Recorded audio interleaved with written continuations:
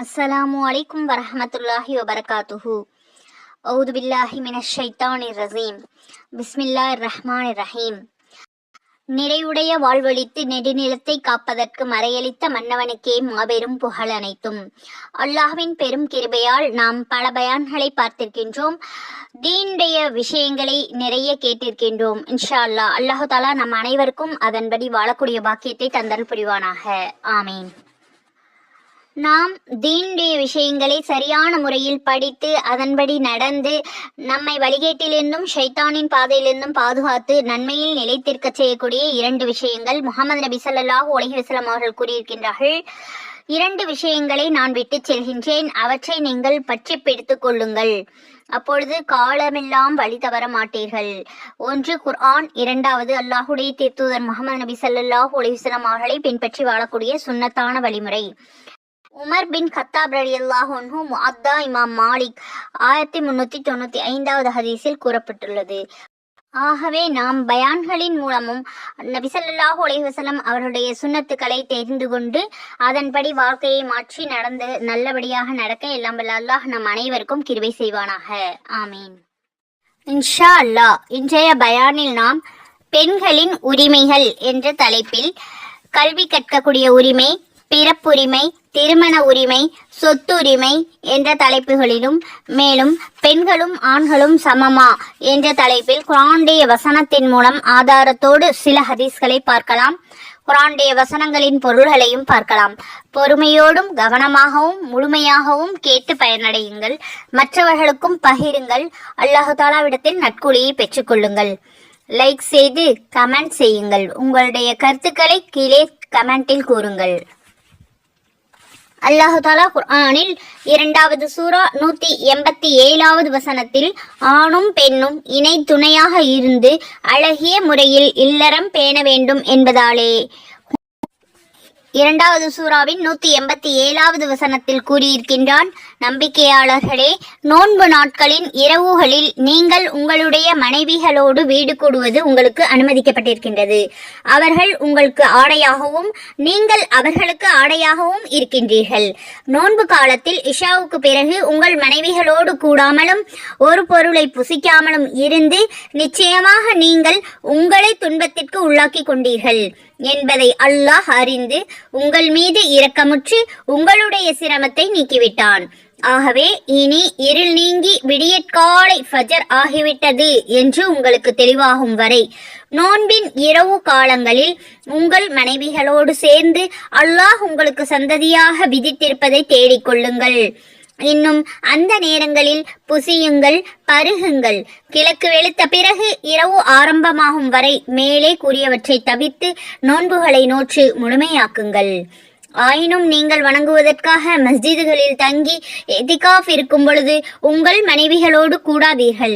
இவை அல்லாஹுடைய திட்டமான சட்ட வரம்புகளாகும். ஆதலால் அந்த வரம்புகளை மீற நெருங்காதீர்கள். மனிதர்கள் இறை அச்சமுடையவர்களாக ஆகுவதற்காக அல்லாஹு தாலா தன்னுடைய வசனங்களை அவர்களுக்கு இவ்வாறு தெளிவாக விளக்குகின்றான். இந்த வசனத்தில் ஆண்கள் பெண்களுக்கு ஆடையாகவும் பெண்கள் ஆண்களுக்கு ஆடையாகவும் இருந்து மானம் மரியாதையை காக்க வேண்டும் என்று அழகிய எளிய உவமையை கொண்டு விளக்குகின்றது.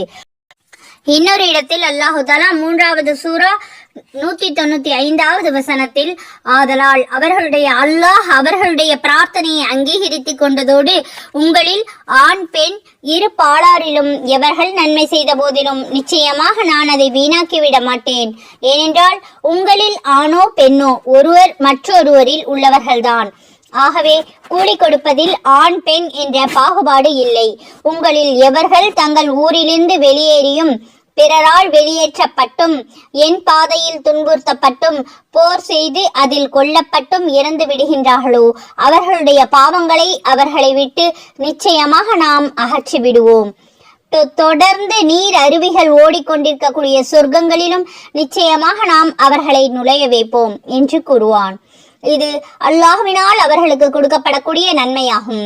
அல்லாஹ்விடத்தில் இன்னும் இதைவிட மிக அழகான வெகுமதியும் இருக்கின்றது. சுப்ஹானல்லாஹ்.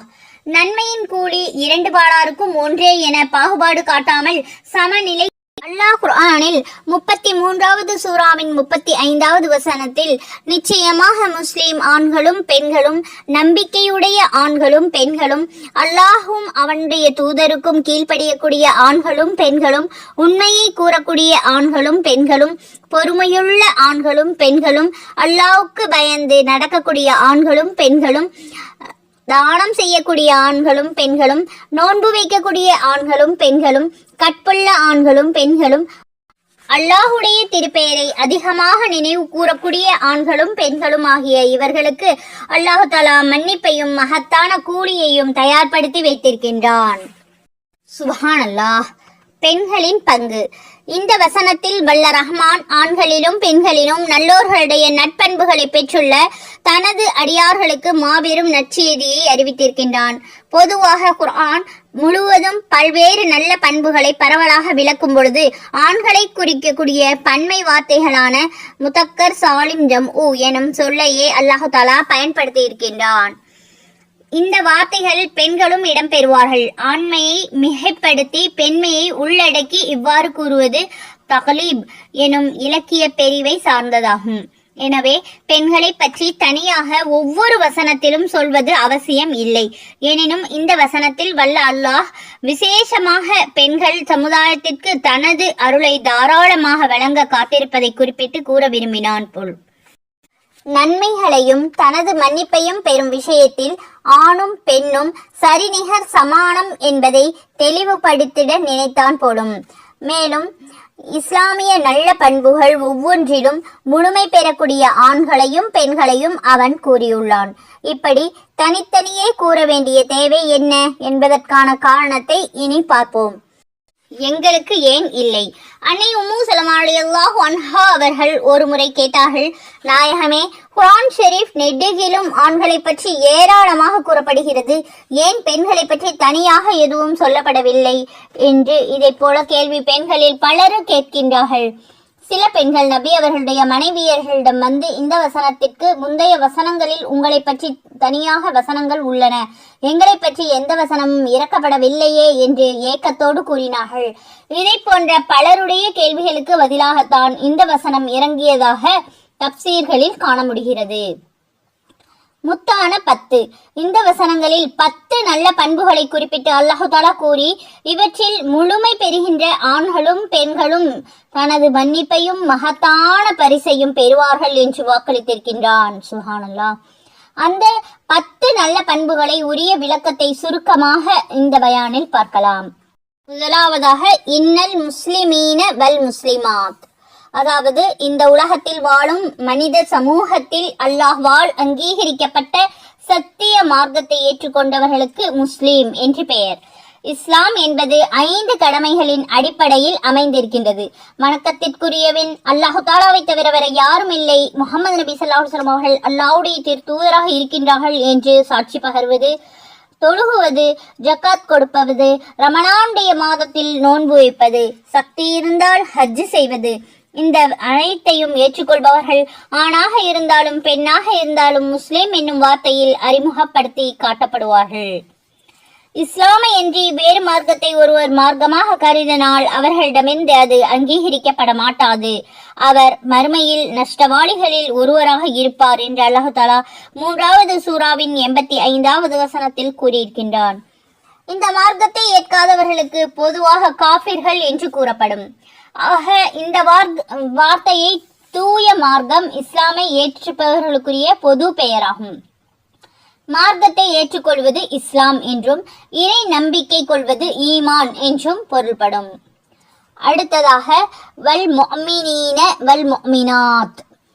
இந்த ஆயத்து இஸ்லாம் என்று முதலில் குறிப்பிட்ட பிறகு முஃமினீன் முஃமினாத் என்று அல்லாஹ் தஆலா தனித்தனியாக குறிப்பிட்டதிலிருந்து இஸ்லாம் என்றும் ஈமான் என்றும் இங்கே குறிப்பிடுவது தனித்தனியான 2 விஷயங்கள் என்பதை நாம் விளங்கிக் கொள்ளலாம். அடுத்ததாக, வல் காணிதீன வல் காணிதாத். குனூத் எனும் வேர் சொல்லிலிருந்து பிறந்த இந்த வார்த்தைகளுக்கு அல்லாஹ் தஆலா வழிபடும் ஆண்கள் பெண்கள் என்று தமிழில் கூறியுள்ளோம். குர்ஆனின் வேறு வசனங்களிலும் இந்த வார்த்தை உபயோகப்படுத்தப்பட்டுள்ளது. சிலவற்றை நாம் பார்ப்போம். 39வது சூராவின் 9வது வசனத்தில், எவன் மறுமையை பயந்து தன்னுடைய இறைவனின் அருளை எதிர்பார்த்து இரவு நேரங்களில் நின்றவனாகவும் சிரம் பணிந்தவனாகவும் அல்லாஹ்வை வணங்கி கொண்டிருப்பவனாக இருந்து நம்பிக்கை கொள்ளாமல் நிராகரிப்பவனை போல ஆவானா? நபியே ஸல்லல்லாஹு அலைஹி வஸல்லம், நீர் கேட்பீராக, கல்வி அறிவுடையவர்களுக்கும் கல்வி அறிவு இல்லாதவர்களும் சமமாவார்களா? இந்த குர்ஆனை கொண்டு நல்லுபதேசம் பெறுபவர்கள் எல்லாம் கல்வி அறிவுடையவர்கள்தான். இங்கே காணித் என்பதற்கு வணங்குபவர் என்று பொருள் செய்யப்பட்டிருக்கின்றது. வானங்களிலும் பூமியிலும் உள்ள யாவும் அவனுக்கே உரியவை, அனைத்தும் அவனுக்கே வழிபடுகின்றன என்று 30வது சூராவின் 26வது வசனத்திலும் காணித் என்பதற்கு முற்றிலும் கட்டுப்பட்டவை என்ற பொருளாகும். மரியமே, நீர் உன்னுடைய இறைவனுக்கு முற்றிலும் வழிபட்டு ருக்குவும் சுஜூதும் செய்து வணங்கி வருவீராக என்று அல்லாஹ் தஆலா 3வது சூரா 42வது வசனத்திலும் கூறியிருக்கின்றான். அல்லாஹுக்கு முற்றிலும் உள்ளச்சம் உடையவர்களாக தொழுகையில் நில்லுங்கள் என்று 2வது சூராவின் 238வது வசனத்தில் உள்ளச்சத்தோடு தொழுவது என்ற பொருளிலும் இந்த ஆயத்து வந்திருக்கின்றது. காணித் என்பது ஆக இஸ்லாம் என்ற சத்திய மார்க்கத்தை ஏற்றுக்கொண்ட ஆண்களும் பெண்களும் அல்லாஹுக்கு முற்றிலும் வழிபட்டு வணங்கக்கூடியவர்களாக இருப்பார்கள் என்ற கருத்தை இந்த 3 சொற்களும் தருகின்றன. அடுத்ததாக வஸ்ஸாதிகீன வஸ்ஸாதிகாத்தி, உண்மை உரைக்கக்கூடிய ஆண்களும் பெண்களும் என்ற அடுத்த பண்பு இங்கே அறிவுறுத்தப்பட்டிருக்கின்றது. இறை விசுவாசம் கொண்ட முஸ்லிம்கள் முற்றிலும் அல்லாஹ்விற்கு அடிபணிந்து நடப்பார்கள் என்ற வார்த்தைக்கு அடுத்தபடியாக அவர்கள் தங்கள் வாக்கிலே உண்மையாளர்களாக இருக்க வேண்டும் என்று அல்லாஹ் பணிக்கின்றான். ஆம், மனிதன் தனது வார்த்தைகளை உண்மையானவனாக ஆக்கிக் கொள்ள உறுதி கொண்டு விட்டால் அவனது செயல்கள் யாவும் நன்மையாக ஆகிவிடும் என்று இந்த பல வசனங்களும் நபிமொழிகளும் எடுத்து உரைக்கின்றன. விசுவாசிகளே, அல்லாஹ்வை அஞ்சி வாழுங்கள், நேர்மையான வாய்மையான சொல்லையே சொல்லுங்கள். இதை போன்ற இறை வசனங்களும் நிச்சயமாக உண்மை உரைத்தல் நன்மையாகும். நன்மை நிச்சயமாக சொர்க்கத்தின் பக்கமே அழைத்து செல்லும். பொய் என்பதே பாவம், பாவமோ திண்ணமாக நரகத்தின்பால் அழைத்து செல்லும் என்பது போன்ற நபிமொழிகளும் உண்மை உரைத்தல் என்ற விசுவாசிகளுடைய இன்றியமையாத நட்பண்பு என்பதை கூறுகின்றன. கலிமாவை சொன்ன முஸ்லிமான ஆண்களும் பெண்களும் அந்த கலிமா ஷஹாதத் விஷயத்தில் உண்மையாளர்களாக வாழ்ந்தால் போதும். இம்மை மறுமை இரண்டும் சீராக ஆகிவிடும். அடுத்ததாக வஸ்ஸாபிரீன வஸ்ஸாபிராத்தி, அடுத்து பொறுமையை பற்றி இந்த வசனத்தில் குறிப்பிடப்பட்டுள்ளது. ஆம், சத்தியத்தையே ஒருவர் பேச ஆரம்பித்தால் நிச்சயமாக அவருக்கு சகிப்புத்தன்மை அவசியம் இருந்தாக வேண்டும். உண்மையை அது கசப்பாக இருந்தாலும் சொல்லிவிடுவார்கள் என்ற நபிமொழியை இது உணர்த்தி இருக்கின்றது. உண்மை கசப்பாகத்தான் பெரும்பாலும் இருக்கும். அதை சொல்லுவதற்கு முதலில் நமது மனதோடு நப்சோடு போராடியாக வேண்டும். பிறகு யாரிடம் அதை சொல்ல இருக்கின்றோமோ அவர்களால் எழக்கூடிய பிரச்சனைகளையும் சமாளிப்பதற்காக பொறுமை வேண்டும். அடுத்து வல் ஹாசிஈன வல் ஹாஷியாத், இந்த வசனம் குஷு என்னும் வேர்ச்சொல்லிலிருந்து பிறந்த இந்த வார்த்தை உள்ளச்சம் கொண்டு அல்லாஹுக்கு அஞ்சி நடுங்கி ஒடுங்கி வாழ்வோர்கள் என்ற பொருளை தரக்கூடியது. குஷு என்றால் அமைதி, நிம்மதி, பணிவு முதலிய நற்குணங்களை குறிக்கக்கூடியது. இவை அனைத்தும் அல்லாஹுடைய அச்சத்திலிருந்துதான் பிறக்க முடியும் என்பதற்கு பின்வரும் நபிமொழி ஆதாரமாக அமைந்திருக்கின்றது. அல்லாஹ்வை நீ வணங்கு, அவனை நீ நேரில் பார்ப்பதைப் போல. ஏனென்றால் நீ அவனை பார்க்கவில்லை என்றாலும் அவன் உன்னை பார்த்து கொண்டுதான் இருக்கின்றான். புகாரி, முஸ்லிம். பொதுவாக இந்த உணர்வோடு வாழ்நாள் முழுவதும் வாழ்ந்து வரக்கூடிய ஆண்களும் பெண்களும் விசேஷமாக தங்களுடைய தொழுகையின் உடல் உறுப்புகள் அனைத்தும் ஒடுங்கியவர்களாக இருக்க வேண்டும் என்பதை பின்வரும் வசனம் சுட்டிக்காட்டுகின்றது. எவர்கள் தங்களுடைய தொழுகையில் உள்ளச்சம் உள்ளவர்களாக இருக்கின்றார்களோ அந்த விசுவாசிகள் வெற்றி பெற்று விட்டார்கள். அடுத்தது வல் முத்தசத்திகீன வல் முத்தசத்திகாத்தி, இந்த ஆயத்து தர்மம் செய்யக்கூடிய ஆண்களும் பெண்களும் என்ற வார்த்தை மற்ற நல்ல செயல்களைப் போலவே ஈகையிலும் பெண்கள் ஆண்களுக்கு எந்த வகையிலும் சளைத்தவர்கள் யாக இருக்க மாட்டார்கள் என்பதை வலியுறுத்தி கூறியுள்ளது. பெண்ணும் பொருளும், இஸ்லாமிய சட்டப்படி பெண்கள் எந்த வகையிலும் சம்பாதிப்பதற்கு கடமைப்பட்டவர்கள் அல்ல.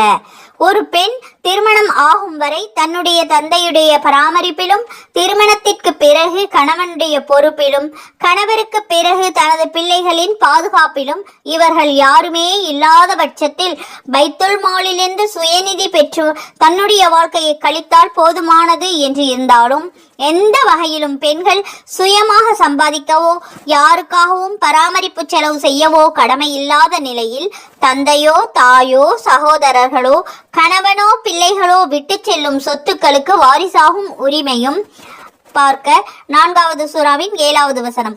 சுயமாக அவர்கள் சம்பாதிக்கவும் தாம் சம்பாதிக்கக்கூடிய பொருளை நிர்வகிக்க உரிமையும் பெற்றுள்ளார்கள். 4வது சூராவின் 32வது வசனம். அந்த பொருட்களில் ஜக்காத்தை கணக்கு பார்த்து தர்மம் செய்வதும், மேலதிகமான நஃபிலான தான தர்மங்கள் செய்வதும் ஆண்களைப் போலவே பெண்களுக்கும் வலியுறுத்தி கூறப்பட்டுள்ளது. அடுத்ததாக வஸ்ஸாயிமீன வஸ்ஸாயிமாத்தி. இந்த ஆயத்து நோன்பு வைக்கக்கூடிய ஆண்களும் பெண்களும் இங்கே சிறப்பித்து கூறப்பட்டுள்ளார்கள். ஆம், நோன்பு என்ற உயரிய அமலை ரமலான் மாதம் முழுவதும் நோக்க முடியாத அளவுக்கு பெண்களுடைய இயற்கை உடல் அமைப்பு அமைந்திருந்தாலும் அந்த குறிப்பிட்ட நாட்களுக்கு பதிலாக வேறு நாட்களை எண்ணி நோன்பு ஆண்களின் கணக்குக்கு சரி செய்துவிட வேண்டும் என்று கட்டளை இருப்பதால் நோன்பிலும் அவர்கள் ஆண்களுக்கு சரிநிகர் சமானம் என்பதில் சந்தேகமே இல்லை. சுப்ஹானல்லாஹ்.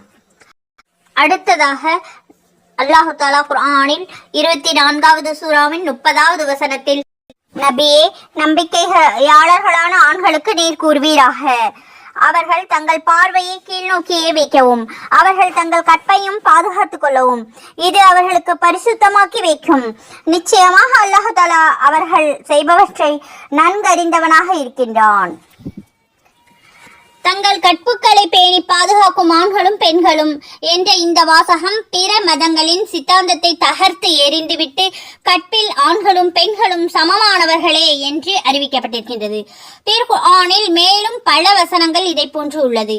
24வது சூராவின் 31வது வசனத்தில் அல்லாஹ் நபி ஸல்லல்லாஹு அலைஹி வஸல்லம் அவர்களிடம் கூறுகின்றான், நபியே ஸல்லல்லாஹு அலைஹி வஸல்லம், நம்பிக்கையுள்ள பெண்களுக்கும் நீர் கூறுவீராக, அவர்களும் தங்கள் பார்வையை கீழ் நோக்கியே வைத்து தங்கள் கற்பையும் பாதுகாத்துக் கொள்ளவும், தங்கள் அலங்காரத்தில் பெரும்பாலும் வெளியில் இருக்கக்கூடிய ஹிஜாபின் வெளிப்புறத்தை தவிர எதையும் வெளிக்காட்டாமல் மறைத்துக் கொள்ள வேண்டும், தங்கள் முந்தாணிகளால் மார்பையும் மறைத்துக் கொள்ள வேண்டும்.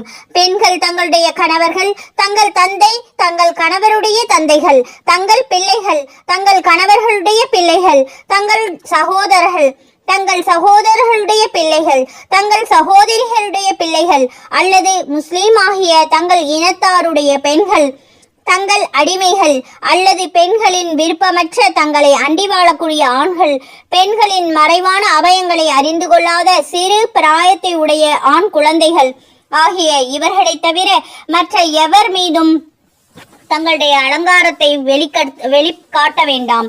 இன்னும் தாங்கள் அணிந்திருக்கக்கூடிய ஆடை ஆபரணங்களை மறைந்திருக்கக்கூடிய தங்கள் அலங்காரத்தை அறிவிக்கும் நோக்கத்தோடு தங்கள் கால்களை பூமியில் தட்டி தட்டி நடக்க வேண்டாம். நம்பிக்கையாளர்களே, இதில் எதிலும் உங்களால் தவறு ஏற்பட்டுவிட்டால் நீங்கள் வெற்றி பெறும் பொருட்டு பாவ மன்னிப்பை கோரி அல்லாஹ்வின் பக்கமே உங்கள் மனதால் திரும்புங்கள் என்று அல்லாஹ் தஆலா கூறியிருக்கின்றான். ஆம், கற்பையும் கண்களையும் பாதுகாப்பதில் ஆண்களும் பெண்களும் சமமானவர்களே என்பதை மேற்கூறப்பட்ட வசனத்தின் மூலம் விவரமாக தெரிந்து கொள்ளலாம். ஒரே மாதிரியான சொற்களையே பயன்படுத்தி உணர்த்துகின்றன. வத்தாக்கிரீன வத்தாக்கிராத். இந்த அறப்பண்புகள் அனைத்திற்கும் முத்திரை வைத்தது போல 10வது பண்பாக வெளிவருவது அல்லாஹ்வை மிகவும் அதிகமாக தியானிக்கக்கூடிய ஆண்களும் பெண்களும் என்ற சொற்றொடர்தான். ஆம், இதற்கு முந்தைய சொற்களில் பொதிந்துள்ள பண்புகள் அனைத்தையும் ஒரே முஸ்லிம் ஆணோ பெண்ணோ தன்னிடத்தில் வைத்துக் கொள்ள வேண்டும் என்றால் அல்லாஹ்வை எந்நேரமும் எப்போதும் அதிகமாக திக்ர் செய்பவர்களாக, மனதால் நினைத்து கொண்டே இருப்பவர்களாக ஆண்களும் பெண்களும் திகழ்வது அவசியம் என்பதை இது குறிப்பிடுகின்றது.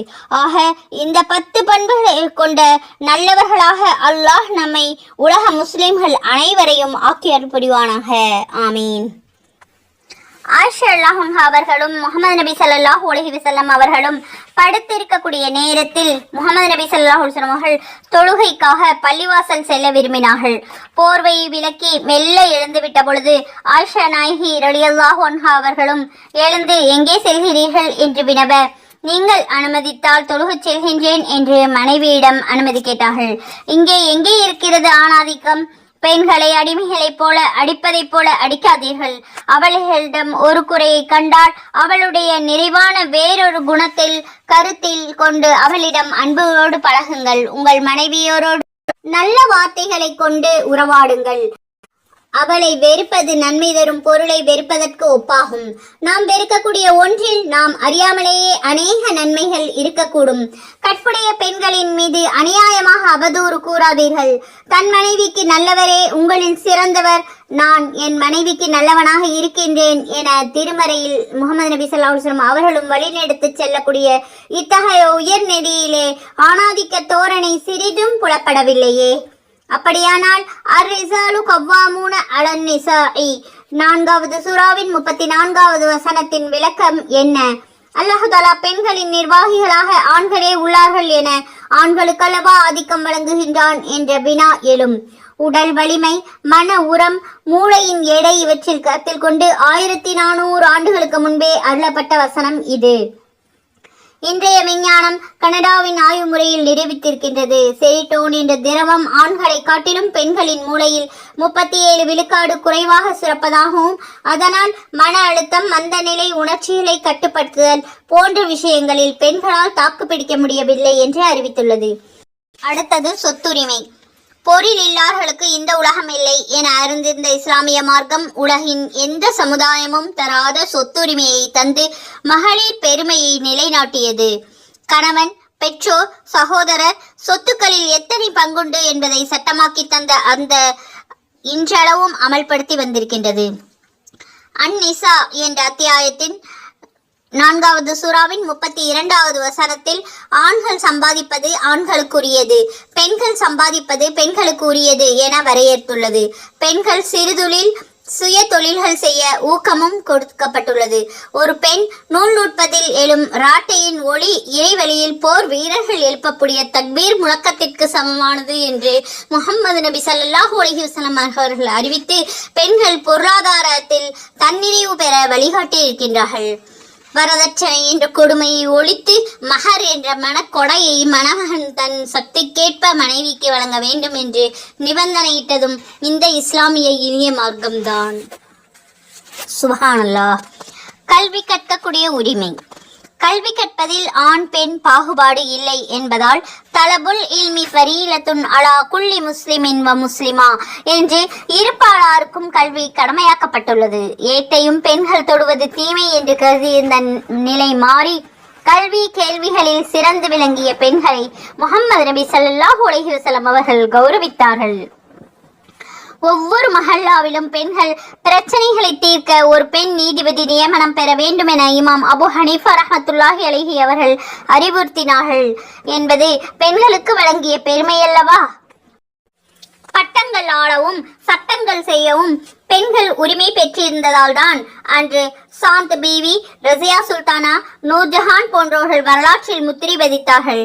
இன்றைய நாளில் ஆளுநர்களாக ஃபாத்திமா பீவி, குவைத்தில் திட்ட அமைச்சர்களாக மாசூமா முபாரக், மேற்கு வங்க நந்தி கிராமத்தில் முதல் பெண் காஜியாக ஷப்னம் ஆரா, ஈராக் பெண்களின் நீதிபதியாக ஹன்னா இப்ராஹிம், பிரதிநிதியாக அழைப்பாளர் பணியாக எகிப்தில் ஜெய்னப் அல் கசாலி, மனித உரிமை அமைப்பாளர்களாக ஜுபைதா கான் போன்றவர்கள் சாதனையாளர்களாக உலா வருகின்றார்கள்.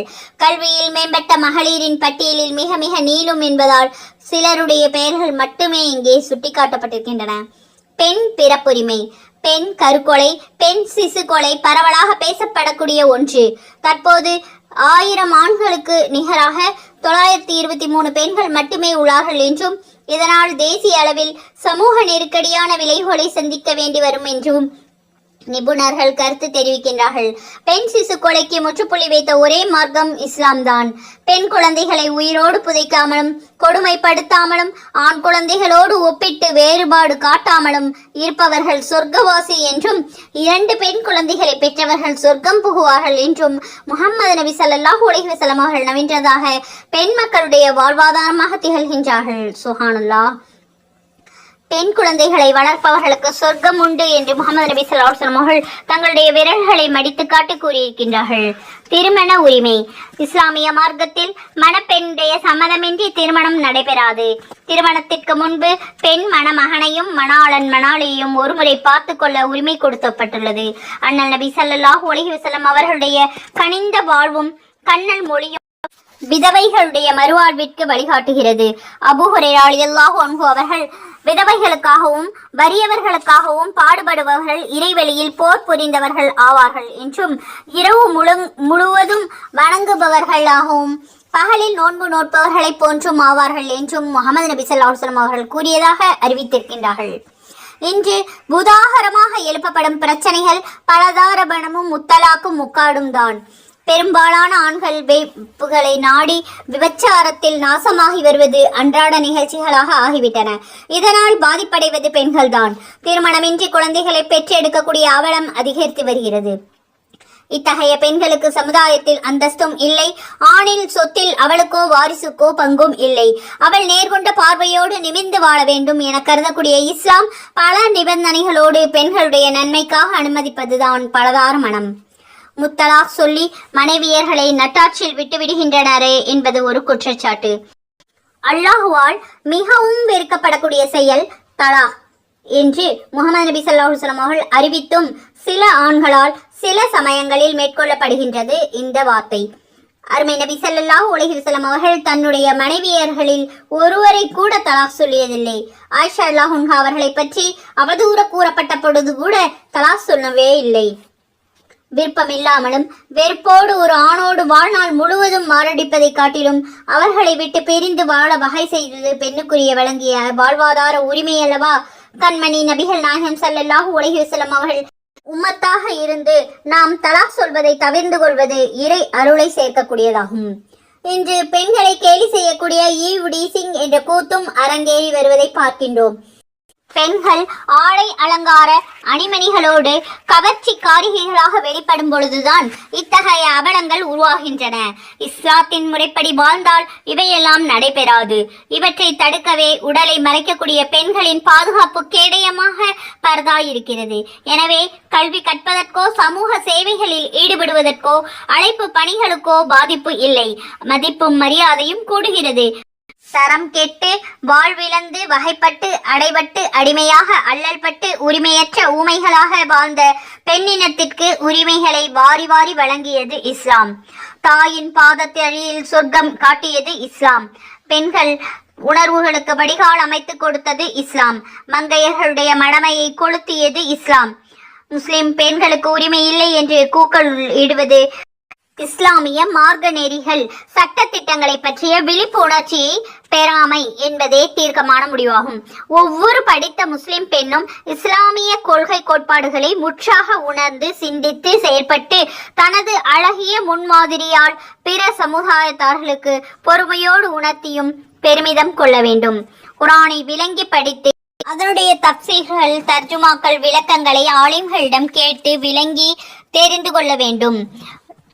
குர்ஆன் ஓதுவதற்காக தினமும் 1 மணி நேரமாவது ஒதுக்கி நம்முடைய வேலைகளை விலக்கி வைத்து தீனை கற்றுக்கொள்வதற்காக மார்க்கத்தை விளங்கி கற்றுக்கொள்வதற்காக நபி ஸல்லல்லாஹு அலைஹி வஸல்லம் அவர்களுடைய ஒவ்வொரு ஹதீஸ்களையும் தெரிந்து கொள்வதற்காக ஒரு நாளில் 1 மணி நேரமாவது ஒதுக்க வேண்டும். அப்பொழுதுதான் நாம் தீனை விளங்கி கொள்ள முடியும். இன்ஷா அல்லாஹ் இனிமேலாவது தீனுடைய விஷயங்களை சரியான முறையில் புரிந்து விளங்கி கற்றுக்கொண்டு அதன்படி வாழக்கூடிய பாக்கியத்தை அல்லாஹ் தஆலா நம் அனைவருக்கும் தந்தருள் புரிவானாக. ஆமீன். முஹம்மது நபி ஸல்லல்லாஹு அலைஹி வஸல்லம் அவர்கள் கூறியிருக்கின்றார்கள், 1000 வணக்கசாலிகளை விட ஒரே ஒரு மார்க்க மேதை சைத்தானுக்கு கடுமையான விரோதி ஆவார். அபூ தர்தா ரலியல்லாஹு அன்ஹு அவர்கள் அண்ணல் நபி ஸல்லல்லாஹு அலைஹி வஸல்லம் அவர்களிடமிருந்து செவியேற்றதாக அறிவிக்கின்றார்கள். உலமாக்கள் நபிமார்களுடைய வாரிசுகள் ஆவார்கள். நபி அவர்கள் பொற்காசுகளையோ வெள்ளி காசுகளையோ வாரிசாக சொத்தாக விட்டு செல்லவில்லை. அவர்கள் அனந்தரமாக பொருளாக விட்டு சென்றது எல்லாம் மார்க்க கல்வியை மட்டும்தான். எனவே எவர் அதை எடுத்துக்கொண்டார்களோ அவர் நிறைவான பாக்கியத்தை எடுத்துக்கொண்டவர்கள் ஆவார்கள். பெண் மக்களுக்கு அழகிய பெயரிட்டு பரிபூரண கல்வியை கொடுத்து ஒழுக்கத்தை கற்றுக் கொடுத்து வயதுக்கு வந்த பிறகு நல்ல முறையில் திருமணம் முடித்து கொடுக்கக்கூடிய பெற்றோர்களே உங்களில் சிறந்தவர்கள் ஆவார்கள் என்று முகமது நபி ஸல்லல்லாஹு அலைஹி வஸல்லம் அவர்கள் கூறியிருக்கின்றார்கள். கல்வியே வணக்கத்தின் ஆணிவேர். அல்லாஹ் இறை வணக்கத்திற்கு கல்வி அவசியமாக இருக்கின்றது. கல்வி கற்றால்தான் அதன்படி வணக்கம் புரிவது முடியும். இல்மு இல்லாமல் அமல் செய்வது அஸ்திவாரம் இல்லாமல் வீடு கட்டுவதற்கு சமமாகும். கல்வியாளர்களை கண்டாலே விரண்டோடும் ஷைத்தான்கள் இல்மின்றி அமல் செய்பவர்களை எளிதில் தன் வசப்படுத்தி வழியெடுத்து விடுகின்றான்.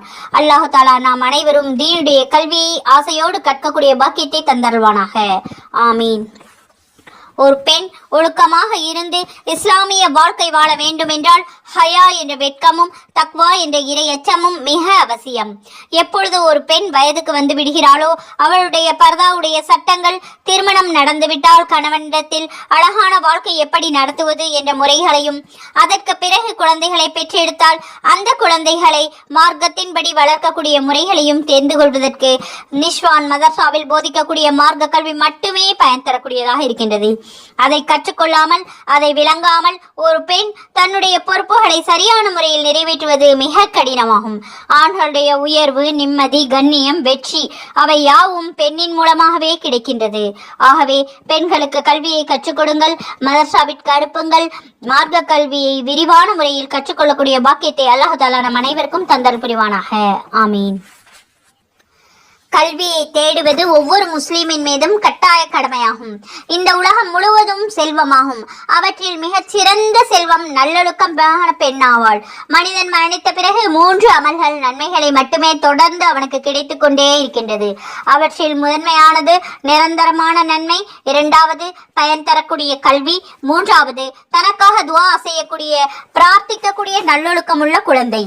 ஆகவே உங்களில் ஒருவன் தான் கற்றவற்றை பிறருக்கும் பிட்டு கொடுக்கட்டும், இதுவும் சிறந்த தர்மமாகும் என்று முகமது நபி ஸல்லல்லாஹு அலைஹி வஸல்லம் அவர்கள் கூறியிருக்கின்றார்கள். கற்ற கல்வியின்படி அமல் செய்யக்கூடிய பாக்கியத்தை அல்லாஹ் தஆலா நம் அனைவருக்கும் தந்தருவானாக. ஆமீன். கற்றதை பிறருக்கும் எத்தி வைக்கக்கூடிய பாக்கியத்தை அல்லாஹ் தஆலா நம் அனைவருக்கும் தந்தருவானாக. ஹதீஸின் மூலம் நாம் எதை கற்றோமோ அதன்படி வாழ்வில் நடக்கக்கூடிய பாக்கியத்தை அல்லாஹ் தஆலா நம் அனைவருக்கும் தந்தல் புரிவானாக. ஆமீன். முகமது நபி ஸல்லல்லாஹு அலைஹி வஸல்லம் அவர்களுடைய ஒவ்வொரு சுன்னத்துக்களையும் பேணி நடக்கக்கூடிய பாக்கியத்தை அல்லாஹ் தஆலா நம் அனைவருக்கும் தந்தருவானாக. ஆமீன். முகமது நபி ஸல்லல்லாஹு அலைஹி வஸல்லம் அவர்கள் மீது அதிகமாக ஸலவாத் ஓதக்கூடிய பாக்கியத்தை அல்லாஹ் தஆலா நம் அனைவருக்கும் தந்தருவானாக. ஆமீன். அல்லாஹ் தஆலா நம் அனைவருக்கும் சொர்க்கத்தை வாஜிபாக்கி நரகத்தை ஹராமாக்குவானாக. ஆமீன். ஹஜ்ஜை நசீபாக்குவானாக. ஆமீன். அல்ஹம்துலில்லாஹ். இதுவரை பெண்களை பற்றிய மார்க்க விஷயங்களை சிலவற்றை நாம் புரிந்து கொண்டோம். ஹதீஸின்படி நடக்கக்கூடிய பாக்கியத்தை அல்லாஹ் தஆலா நம் அனைவருக்கும் தந்தருவானாக. ஆமீன். இதுவரை பொறுமையாக பயான் கேட்டு மற்றும் துஆக்களுக்கு ஆமீன் சொன்ன உங்கள் அனைவருக்கும் அல்லாஹ் தஆலா ஹிதாயத் என்னும் நேர்வழியை காட்டியருள்வானாக. ஆமீன். உடல் நலமும் உள்ள சுகத்தையும் தந்தருள்வானாக. ஆமீன். ஹதீஸை பொறுமையாக கேட்டவர்களுக்கு அல்லாஹ் தஆலா நற்கூலியை தருவானாக. ஜஸாக்குமுல்லாஹு கைரன் கசீரா. லைக் செய்து கமெண்ட் செய்யுங்கள், ஷேர் செய்யுங்கள். அஸ்ஸலாமு அலைக்கும் வரஹ்மத்துல்லாஹி வபரகாத்துஹு வ மஃபிரத்துஹு.